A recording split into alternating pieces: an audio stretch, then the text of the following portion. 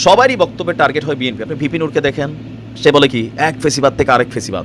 চরমনাইকে দেখেন, তাও বলতেছে এক লুটেরা থেকে আরেক লুটেরা। জামাতের আমিরকে দেখেন, তিনিও বলতেছেন যে এক গ্রুপ থেকে আরেক গ্রুপ।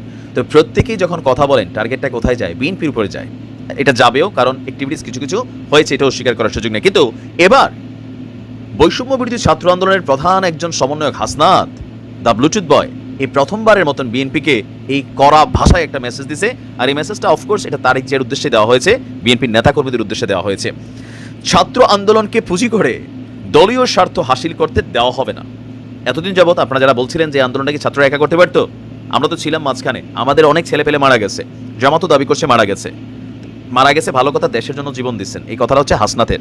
তাদের স্পষ্ট বক্তব্য হুঁশিয়ারি দিয়ে আপনার আন্দোলনের অন্যতম সমন্বয়ক হাসনাত আব্দুল্লাহ, তিনি চট্টগ্রামের লালদিঘি ময়দানে আয়োজিত যেই মতবিনিময় সভা ছিল সেখানে তিনি বলেছেন, স্বৈরাচার সরকারের সময় আমরা দেখেছি সড়কের দেয়ালে দেয়ালে পোস্টার, এটা ছিল অমুক ভাইয়ের সালাম নিন, তমুক ভাইয়ের সালাম নিন, রাস্তার মধ্যে খালি ব্যানার ফেস্টুন পোস্টার। স্বৈরাচার পতনের পরও একই চিত্র, এটা কিন্তু সত্য, আমার এলাকাতে শুরু হয়েছে, অমুক ভাইয়ের সালাম নিন, তমুক ভাইয়ের এটা শুরু হয়ে গেছে। হাসনাত বলছে এখনো দেয়ালে পোস্টার, তবে শুধু পরিবর্তন হয়েছে কি ছবি, এটা হচ্ছে বাস্তবতা। তারপর হাসনাত বলছে আমরা তাদের বলতে চাই, কাদের?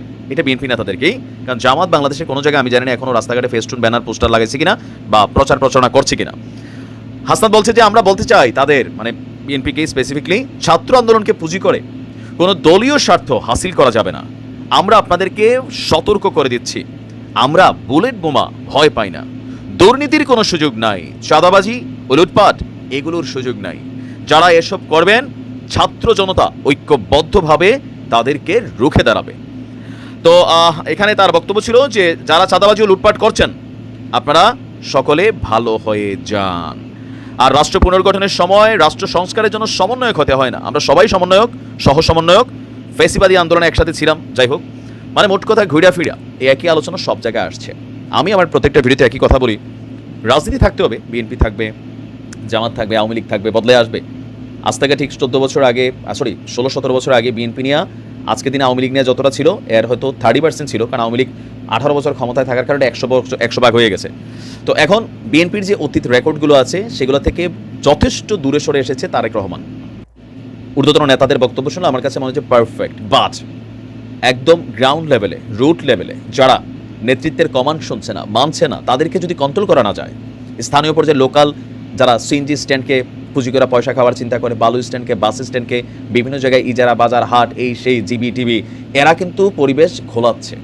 এরা কেন্দ্রের কথাও শুনছে না, তারেক রহমানের কথাও শুনছে না, কারোর কথাই শুনছে না। এমনকি স্থানীয় নেতারাও এদেরকে কিছু বলে না ভয়ে, কারণ ওই যে ভয়ের সংস্কৃতি এদেশে আছে। সো বিএনপির উচিত এই বিষয়গুলোকে খুব সুন্দরভাবে কন্ট্রোল করা, মনিটরিং করা। তারেক রহমান বলছেন নেতারা শুনছে না, এটা নেতৃত্বের প্রতি অবাধ্যতা। সেই জিনিসগুলোকে কন্ট্রোল করতে হবে, আইনি ব্যবস্থা নিতে হবে। তো সব কিছু মিলায়া সবাই খালি এখন বিএনপির পিছনেই লাগছে, এটা বোঝা গেছে। কারণ বিএনপি ক্ষমতায় যাবে এটাই হয়তো সবাই চিন্তা করতেছে যে না, নির্বাচন হলেই বিএনপি ক্ষমতায় যাবে। তবে জামাত, চরমনায় তারা এবার মনে করছে ব্যাপার প্রেক্ষাপট ভিন্ন হবে, আগের মতো না। আপনি কি মনে করছেন? ভালো থাকবেন।